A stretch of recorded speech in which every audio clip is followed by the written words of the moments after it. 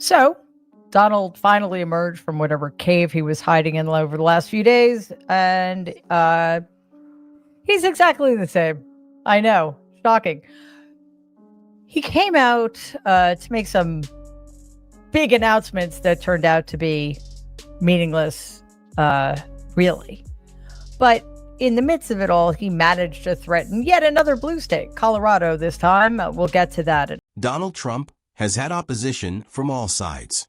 However, when the demolition team, it is impossible to overlook the damage when his own last name appears on the helmet. Mary Trump is not merely critical of her uncle. She analyzes him with the accuracy of a relative who has personally witnessed the flaws. She's lived the reality, so she doesn't need headlines or hearsay. Furthermore, she offers more than simply a roast. It's a complete breakdown of Trump's meticulously crafted mythos. Hey, obviously the big story of the week, although there are many other big stories we shouldn't ignore, but, is this Epstein stuff, right? Yeah. It appears your Uncle Donald, is kind of having a baby over this.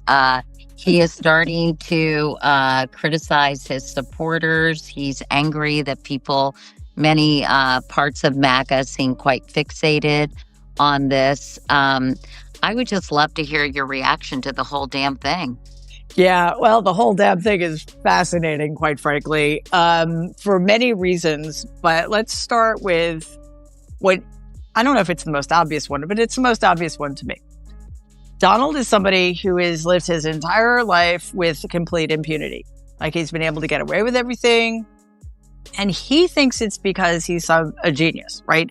He thinks it's because he's so all-powerful. Please click the bell symbol and subscribe to the channel if you're enjoying this video. Mary Trump enters the arena brandishing her most lethal weapon, closeness. Critics such as George Conway and Rosie O'Donnell may criticize Trump's shortcomings from a distance, but Mary witnessed the dysfunction in the background growing up. She is aware of the origins of the insecurities, the emergence of the cracks, and how the ego balloon became so bloated that it now resembles a Macy's parade float, floating over the White House. Because it is well-informed, her roast is ruthless. It displays the wiring underneath, not just the surface. That he can manipulate people to do whatever he wants them to do. But the truth of the matter is, it's because he's been enabled his whole life by people like my grandfather and others. And now, most recently, of course, it's been the Republican Party and, of course, his followers. What he doesn't understand is that he can't turn off the switch. Now, I understand why he would think that, because, again, he has gotten away with everything pretty much. She starts off by attacking Trump's childhood fixation with his image. She observes, Donald was molded by the necessity to represent perfection rather than by a desire for it. He was motivated by surface rather than content. Mary characterizes him as the youngster who was solely taught to value appearances rather than accomplishments. Because of this, every Trump endeavor has always focused more on branding than on actuality. Trump University, Trump Water, and Trump Steaks. As long as his name shone in gilded letters, none of it had to be successful. When it comes to marriage, the male is a human, marketing gimmick rather than a leader. This is, or at least should be, a major setback for Donald's ongoing plan to take over any cities that don't abide by his rules or agree with him or support him. But here's the problem, and this is something we've come up against time and time again. Courts take time to render their judgments. Then there is the vulnerability. Trump's thin skin has long been ridiculed by his detractors. But Mary expertly breaks it down. She characterizes him as a man who, having never been taught to accept weakness, conflates brutality with strength. Kindness appears to be weakness to Trump. Empathy appears to be a failure. He constantly lashes out because of this, disparaging critics, attacking comedians, and making fun of opponents. He isn't displaying authority. Mary contends that he is displaying fear. His remarks are less weapons than shields, tossed desperately to protect the delicate youngster still terrified of being laughed at. So it seems that this is the pattern. A blue state is already on the enemies list because blue states don't support Donald Trump. They don't vote for him. We hate his policies and we hate him. But sometimes it's a new thing that draws his ire, or I should probably say, becomes a handy excuse for his increasingly fascistic and hostile behavior towards blue cities and blue states. Trump's fixation on winning also serves as a fertile ground for satire. Mary notes that all of his accomplishments have been greatly overstated, and all of his failures have been downplayed, erased, or attributed to other people. He sits on the stack of cash his father gave him and brags about being a self-made guy. Despite his history of bankruptcy, he claims to be a business genius. Trump's marriage is less omogul and more like the child who cheats in Monopoly, turns the board after losing, and then demands that everyone still declare him the winner. All of a sudden, there's nothing to see or hear move along. It isn't going to fly, and it is kind of fascinating that is this issue. But I think he does not know how to process it at all, because unbelievably, for those of us who believe in accountability and who believe he's done horrible things for decades now, he cannot process the fact that he doesn't control this. Then there is the intense need for approval. Trump is portrayed by Mary as a man who never stops seeking adulation, who views every cheer as oxygen and every rally as a fix. She contends that he is not in charge. The sound of his name is causing him to perform desperately. Policy is not the topic of his rallies. They're about therapy. He is a man who fills an insatiable need by conflating fleeting moments of love with enduring self-worth. Trump doesn't even consider lying to be tools. They are a matter of survival. He lies so instinctively that he is unable to stop, even if the truth wouldn't harm him. Mary makes fun of this as a compulsive behavior, comparing him to a magician who, despite the audience's complaints, cannot stop pulling scarves from his sleeve long after the trick is over. She contends that this defect was not created by the administration.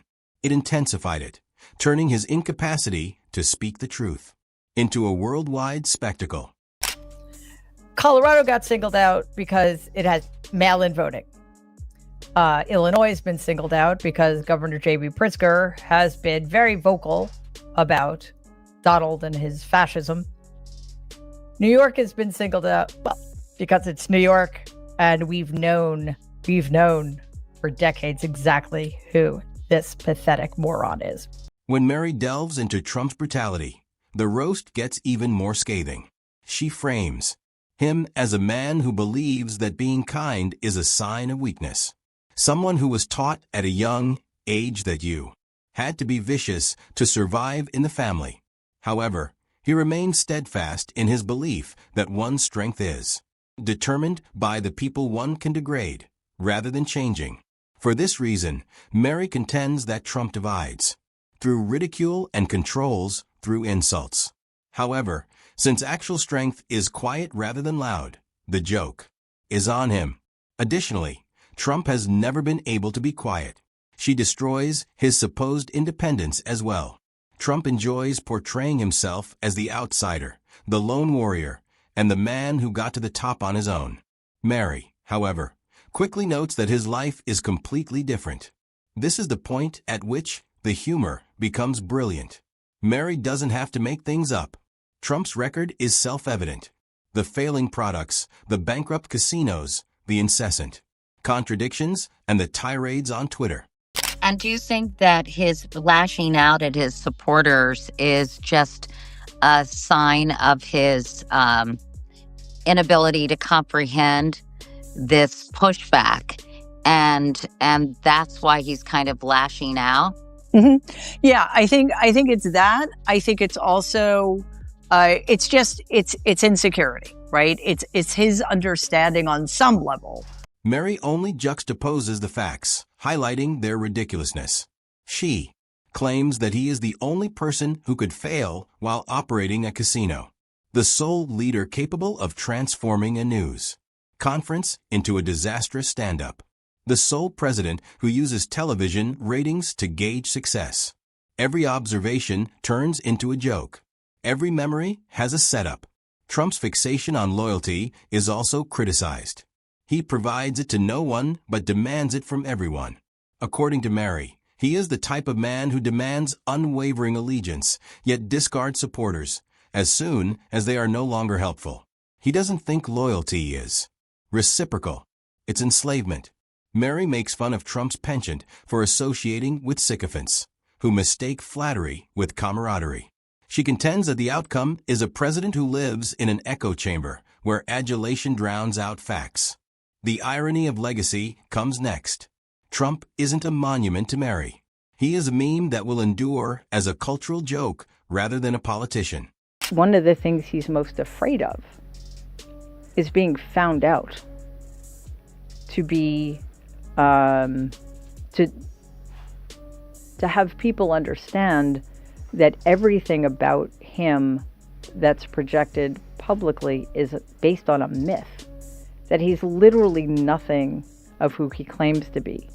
He's nothing other people have purported him to be, starting with my grandfather, who's the man responsible for having created this myth. The reason Mary's roast is so terrible is that it's filled with both humor and wisdom. She does more than just make fun of him in public. She reveals the infantile yearning that lies beneath the bluster by exposing him as a family member. Trump is frequently portrayed as a monster by his detractors. Mary, however, goes farther. She portrays him as tragic, a man who created a whole character based on denial because he was so afraid of being unimportant. The source of all the cruelty, dishonesty, and insecurity is the same: a phobia of being typical. When Mary is done, Trump's reputation is not only damaged, it's destroyed. In addition to being naked, the emperor is shown as the terrified child who is still attempting to win over an unsatisfied parent. Because Mary Trump ultimately destroys the myth her uncle created, rather than merely disparaging him. The worst part is that she doesn't even have to make a lot of effort. So that was the impetus behind my working with the New York Times in 2017 and 2018. I handed over about 40,000 pages of documents that helped them put together a story that revealed the lie behind, Donald's claim that he was a successful self-made businessman. When in fact, my grandfather, over the course of Donald's lifetime, gave him like $410 million. Like even I could probably be successful.